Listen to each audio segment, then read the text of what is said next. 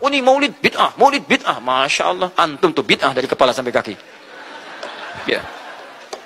Saya luar biasa kesal. Kadang ada orang bikin perbandingan begini. Maulid Nabi, maulid. Zaman Nabi tidak ada, coret. Zaman sahabat tidak ada, coret. Zaman tabi'in tidak ada, coret. Zaman ini ada, oh. Lalu diserupakan lah yang ikut-ikut ke sini. Antum kalau mengamalkan hukum seperti ini fatal. Zakat pakai beras. Zaman Nabi coret. Zaman sahabat coret. Ya, zaman tabi'in coret.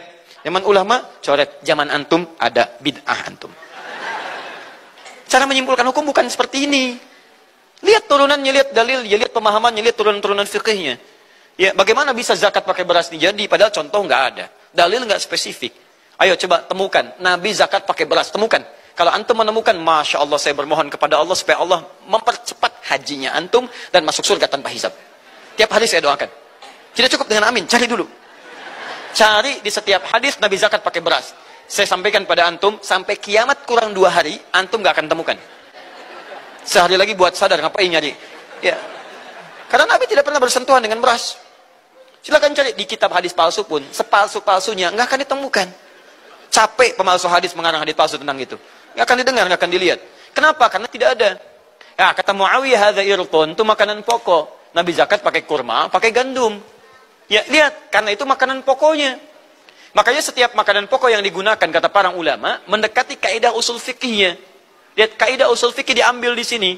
Setiap yang punya keserupaan dengan itu, sekalipun teksnya tidak jelas langsung menunjuk, itu ada isyarat, namanya qarinah namanya. Kalau ada isyarat menunjukkan kepada itu, maka boleh digunakan sebagai alternatif lain dari makanan pokok yang tidak didapati di masa kita dengan generasi yang berbeda.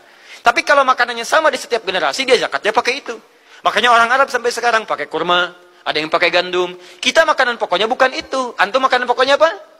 Beras, Masya Allah, beras. Baik pemirsa, beras itu makanan pokok bagi hewan yang bertembolok ya. Ayam, bebek itu beras. Baik, makanan kita nasi. Dan nasi bersumber dari beras. Baik, nasi bersumber dari beras. Jadi kalau kita ingin zakat pakai beras, boleh tidak? Nah, lihat bagaimana cara pendekatannya. Dalil belum ditemukan aslinya. Seperti maulid tadi, menyikapi dengan taklim macam-macam, nggak ada nas aslinya. Tapi qarinahnya ditemukan, sama-sama makanan pokok, sama-sama taklim, sama-sama meminta untuk ikut ajaran, sama-sama mereka ingat tentang Nabi SAW. Maka semua hukum itu kita terapkan, jadilah hukum terapan dalam kehidupan kita. Paham? Dan itu tidak disebut dengan bid'ah. Jelas ya? Bid'ah.